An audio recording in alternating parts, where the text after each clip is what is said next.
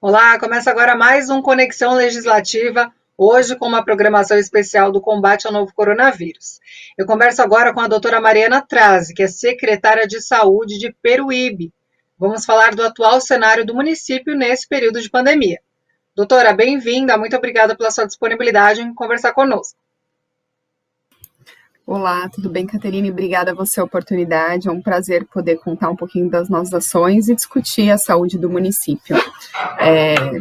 Vamos conversar, vai ser um prazer. Sem dúvida, o prazer é nosso.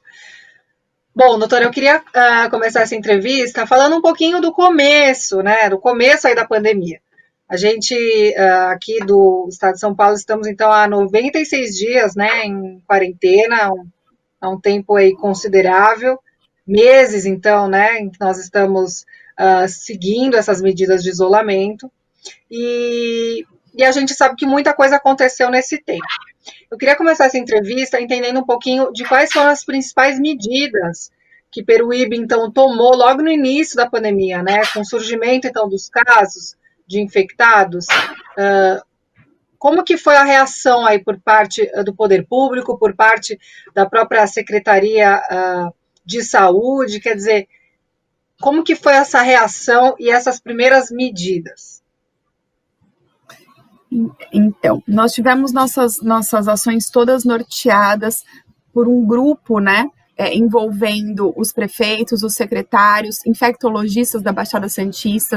Essas ações foram todas norteadas em estudos e em questões técnicas. A princípio, nós fechamos, né, todo o comércio, seguimos muito a linha também do governador, do governo do estado, e reformulamos toda a nossa Secretaria de Saúde, sejam os fluxos, os protocolos, os atendimentos foram todos reformulados. Num primeiro momento, nós fechamos o nosso ambulatório de especialidades municipal.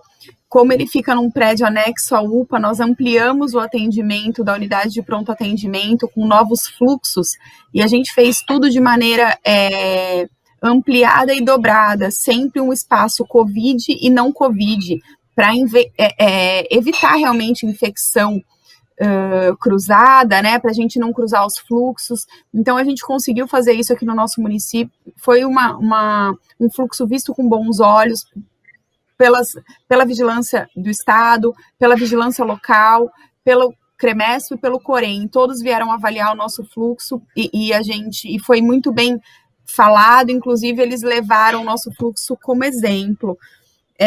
Nós fizemos um processo seletivo para ampliar a enfermagem do município, e num primeiro momento nós também demos um abono, um acréscimo salarial para todos envolvidos no combate, tratamento e prevenção do coronavírus aqui no nosso município. Nós demos um acréscimo salarial de 30%, além de disponibilizar hotel para os funcionários que, né, a princípio não conseguiam voltar para casa, tinham familiares de risco, até eles se organizarem, nós mantivemos um hotel à disposição desses profissionais.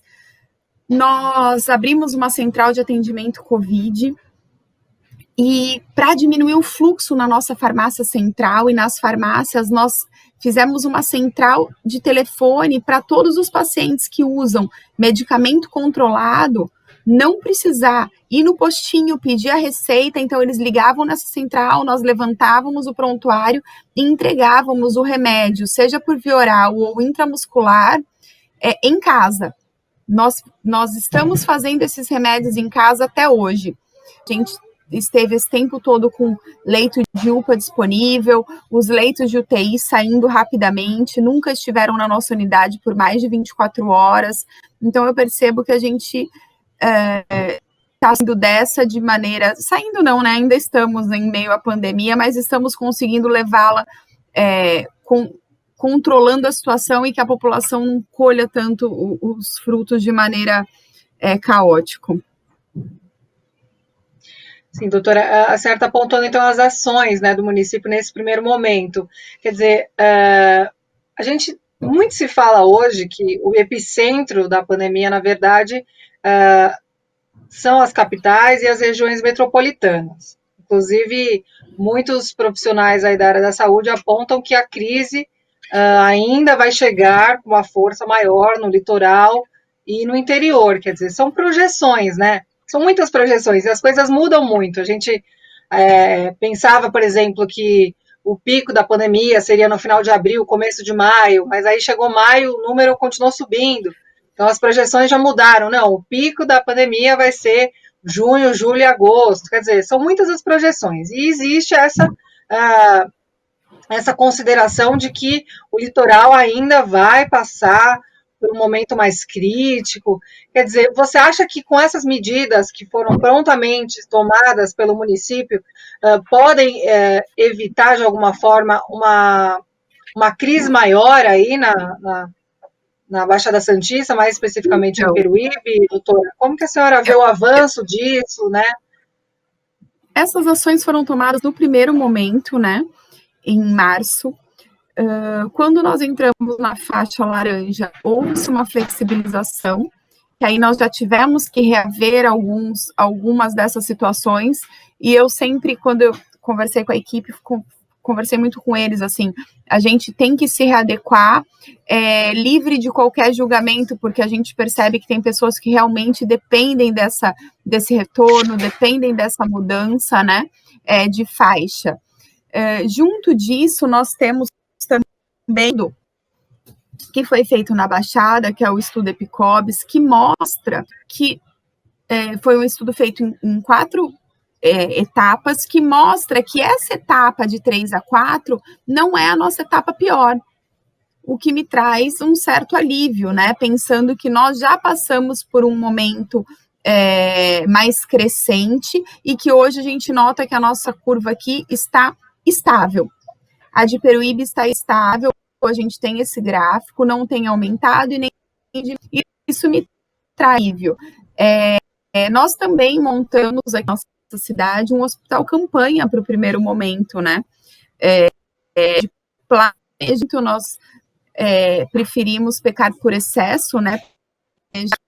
A situação fosse realmente dramática, não leito para os nossos munícipes.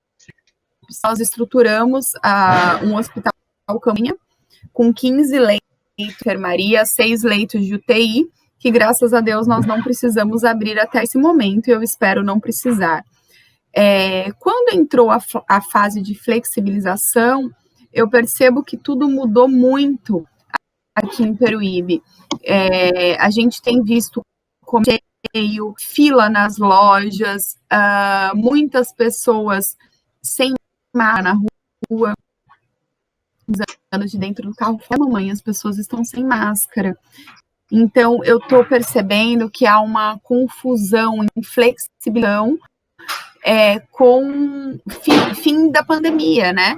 E realmente fico um pouco assustada, preocupada com essas atitudes um pouco impensada da população, porque eu me preocupo da gente voltar à curva crescente nesse momento. Tudo mostra dessa maneira, mas eu me preocupo de como isso vai ficar, principalmente sendo cidade de praia, em feriado enche a cidade, as pessoas vão para a orla, sempre foi esse o nosso medo, né, do secretário e dos prefeitos da Baixada, e a gente vê que agora na flexibilização isso se tornou uma realidade. As pessoas estão vindo para cá, estão frequentando, e a gente se preocupa, sim, com o aumento dos casos. Doutora, esse ponto que a senhora menciona sobre a resposta da população, né, neste momento, então algumas pessoas aí não estão respeitando, né, é perceptível quando você vai para as ruas e começa a observar o comportamento da população, você vê que algumas pessoas não estão respeitando, né, as medidas de isolamento, existe aí aglomerações, pessoas que não fazem uso da máscara, por exemplo. Em contrapartida, a gente sabe que existe também opiniões muito divergentes aí por parte das autoridades no que diz respeito ao enfrentamento, né, do coronavírus. A gente vê que existem visões bastante antagônicas e até existe essa polarização né, política, de uma certa forma. E você acha que isso pode contribuir para essa confusão na cabeça das pessoas? Quer dizer, eu devo ou não devo viver o isolamento? Tenho que usar máscara ou não tenho? Quer dizer, você acha que isso pode ser um reflexo desses pontos de vista tão diferentes que a gente escuta a todo momento, de como enfrentar esse momento? Sim, não tenho dúvida. Eu fico muito satisfeita com a postura do meu prefeito, né? Do prefeito de Peruíbe. Ele sempre agiu com consciência, com embasamento científico, técnico, com muita responsabilidade, mas não é o que a gente vê em todo o país. Percebo que esse jogo político atrapalhou muito as ações relacionadas ao coronavírus, e eu digo isso a nível de país mesmo, né? O Estado conversando de uma maneira, a União conversando de outra maneira, a gente sem um apoio de ministério, estamos sofrendo bastante sem um apoio de ministério nesse momento. Então, eu percebo, em relação ao Estado, a gente tem tido uma boa conversa, tem se sentido amparado, mas eu não tenho dúvida que isso fez com que a gente passasse por esse momento tão delicado de maneira mais turbulenta, sim, e que, sem dúvida, a população confusa, que já é uma população que está né, só dentro de casa, a mídia falando, né, o presidente conversando de uma maneira, o governador e o prefeito conversando de outra, isso causa, sim, uma dúvida que dá mais trabalho para a gente atuar, e a gente colhe os frutos disso e vendo o número de contaminados no país, né? Sem dúvida. E, doutora, falando um pouco do sistema de saúde, que eu acho que é um aspecto chave nesse momento, né? A gente sabe que até independente da pandemia pelo novo coronavírus, o sistema público de saúde, ele tem as suas limitações, inclusive nas capitais, nas regiões metropolitanas, e quando a gente fala da Baixada Santista, não é diferente, né? A senhora pode, inclusive, falar muito melhor do que eu sobre isso. Sabemos dos aspectos aí positivos desse sistema de saúde, mas também dos aspectos que ainda precisam avançar.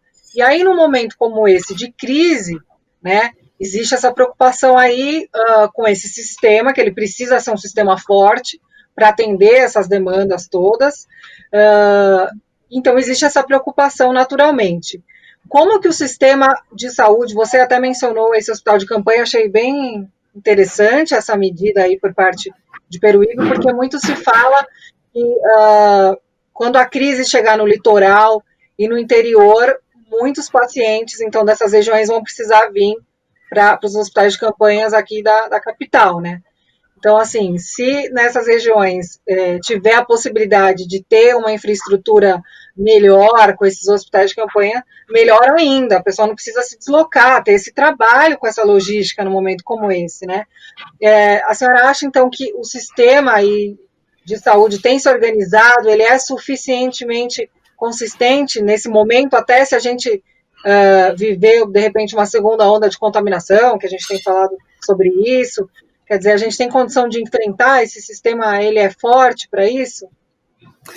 Então, eu acho que em meio ao caos, o SUS está dando uma aula, né, de como se portar, assim. Engraçado que o SUS é um sistema que está, né, que a gente escuta por anos dizer que está em falência, mas que em meio dessa pandemia é ele que está segurando. É ele que está segurando tudo. Eu vejo aqui na minha cidade, as poucas clínicas particulares que temos, quase não houve atendimento. Todos estão recorrendo nesse momento ao SUS. Se ele aguenta, é uma pergunta, né? Ele não aguenta tudo o que precisa, mas ele tem aguentado muito mais do que toda a população esperaria dele. Eu acho o SUS um sistema maravilhoso, sou uma defensora do SUS. As pessoas não percebem que elas usam o SUS a todo momento. Muitos não param para pensar que desde, né, do atendimento mais simples até a situação mais complexa, tudo passa-se pelo SUS. Um restaurante bacana que cobra muito caro em São Paulo, ele só está aberto por causa do SUS, por causa da vigilância sanitária. Então, o SUS ele é muito amplo, e apesar dele estar há muito tempo sucateado por inúmeras questões, ele tá mostrando muita dignidade e a gente está vendo que está segurando uma onda enorme num país grande como o nosso e com uma população tão necessitada. Então, eu acho que o SUS, o sistema SUS, nesse momento, está mostrando sua força e está de parabéns. Certo, doutora, um outro ponto, a questão dos EPIs, né, os equipamentos de proteção individual, os ventiladores mecânicos também, os equipamentos que envolvem aí, então, esse combate a esse vírus, né. A gente sabe que existe um problema mundial, não é só no Brasil, essa corrida, né, para a gente conseguir esses equipamentos num momento como esse, a gente vê o próprio Estados Unidos, né, com a força que tem, com a economia que tem, também encontrando meios nesse momento aí para conseguir, então, todos esses equipamentos, a China fazendo seus esforços também para distribuir tudo isso para os demais países, num momento como esse, e no Brasil, certamente isso não poderia ser diferente, né?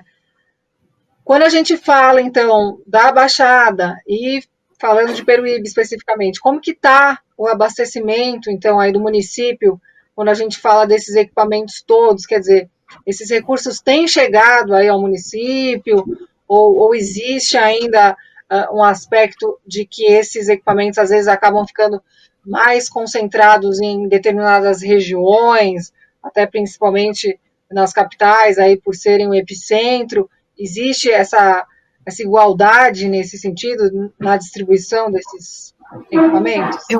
Eu quero até fazer uma colocação e depois já respondo a tua pergunta, Kate, que é justamente que, né, não tem, dentro de um cenário triste que a gente está vivendo, a gente vai colher um fruto positivo, que é um fortalecimento ainda maior do SUS. Então, isso eu acho que vai ficar para nós como uma coisa positiva, porque tivemos que estruturar esse sistema a toque de caixa. Num primeiro momento foi realmente muito difícil encontrarmos EPIs para comprar, o que achávamos estava muito caro e nós tivemos que pagar isso com dinheiro do Tesouro, enfim, nós compramos esses equipamentos. A indústria rapidamente se adaptou, em um mês a gente não via mais esse problema, então em março, início de abril, era muito problemático conseguir EPIs e até mesmo comprar respiradores. Agora a gente não tem mais esse problema, os valores já começaram a diminuir, a gente consegue facilmente para comprar. O Estado, dia 8 agora de junho, nos entregou 6 respiradores, o que nos dá um grande respiro, né? Nós não temos leito UTI no nosso município, mas nós temos uma retaguarda de emergência, que seria necessário, sim, esses respiradores. Eu acho que foi uma bela ação de planejamento do Estado, agiram com responsabilidade, e hoje nós temos, então, no nosso município, os que já tínhamos, mais os 6 do Estado. Isso dá um alívio para a população, sabendo que, caso necessário, a gente vai ter como acolher, né, manter estável até sair uma vaga de UTI. O Estado também ampliou muito os leitos de UTI no nosso município, por isso que, num primeiro momento, nós não precisamos abrir o nosso hospital campanha. Nós temos os leitos de UTI do HRI, né, do Hospital Regional de Itanhaém, que é um hospital do Estado. Nós temos 30 leitos de UTI no Guilherme Álvaro, que também é um hospital gerido pelo Estado. Então, eu conversei isso ontem em reunião, inclusive com o Estado, que a gente tem se sentido tranquilo com essa parceria município e Estado, eles estão agindo com responsabilidade e isso tem realmente nos dado tranquilidade para seguir. Acho que outro ponto importante é a questão da testagem, né, doutora?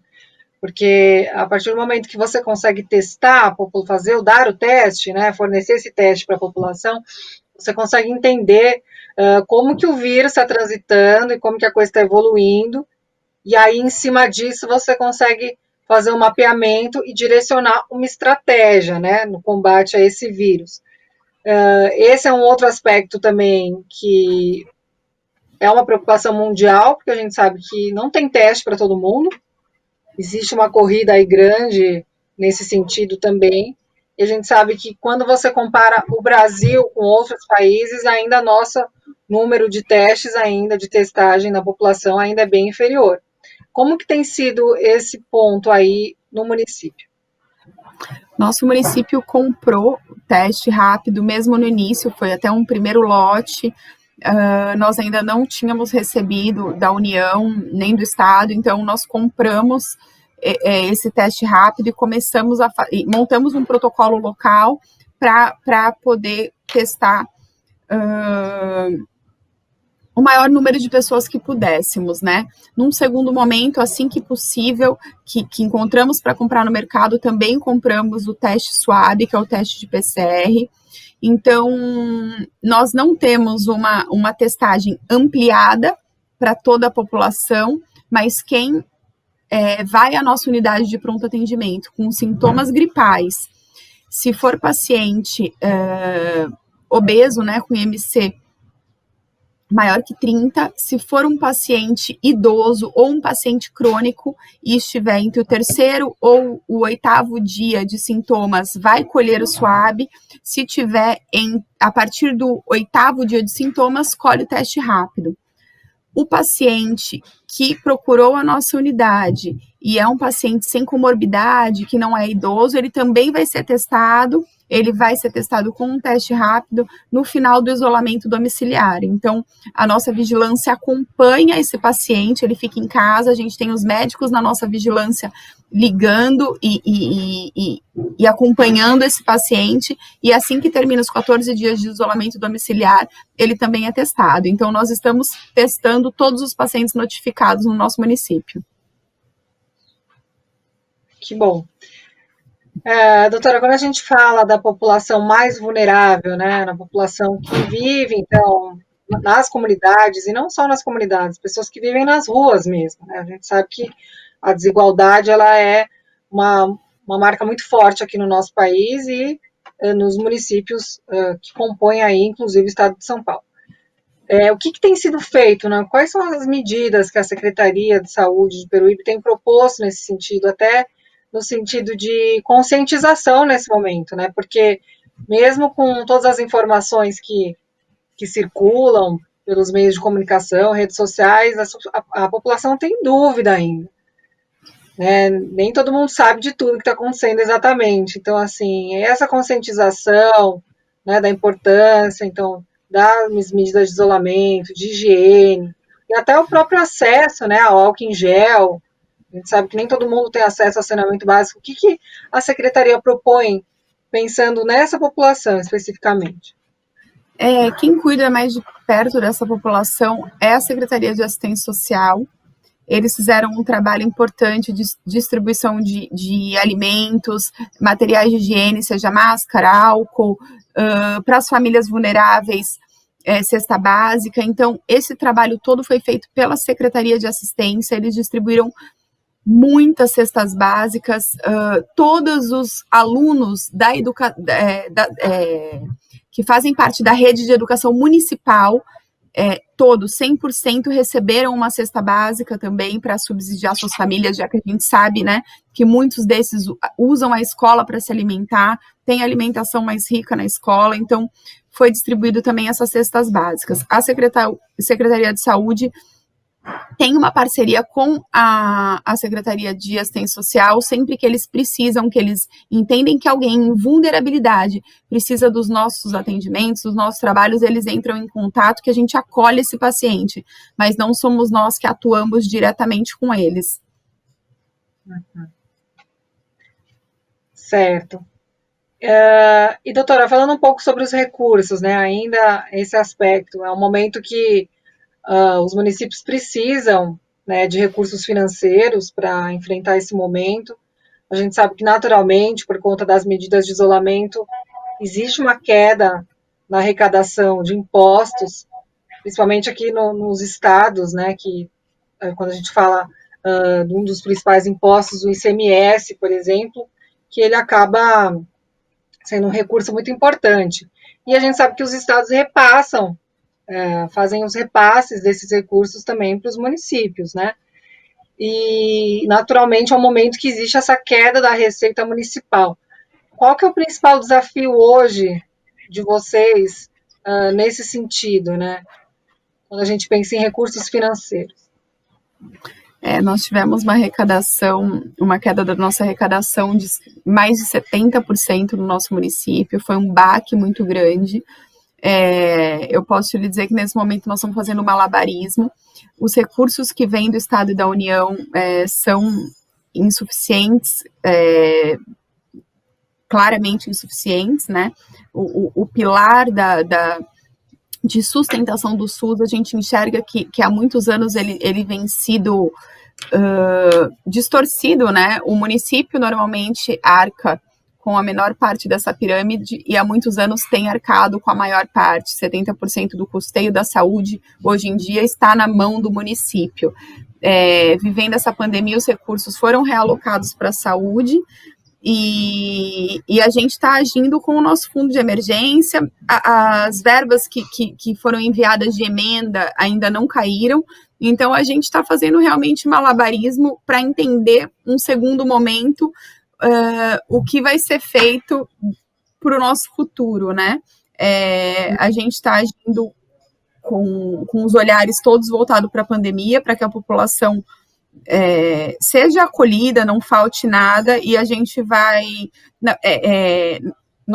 o que nós pudemos fazer, assim, né? Como eu te falei, nós aumentamos o salário dos funcionários e nós diminuímos os nossos, o prefeito e os secretários abriram mão de 30% do seu ganho para ajudar nesse momento de crise, e a gente vai entender como vai ficar tudo isso num segundo momento. A gente está passando realmente com os nossos recursos de emergência.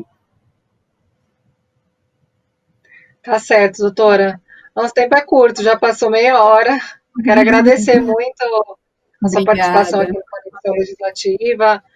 Fico muito feliz de ver que Peruíbe tem, na medida do possível, né, passado por essa situação aí de uma maneira até relativamente positiva, vamos dizer assim, né? Sim, quer dizer, sim.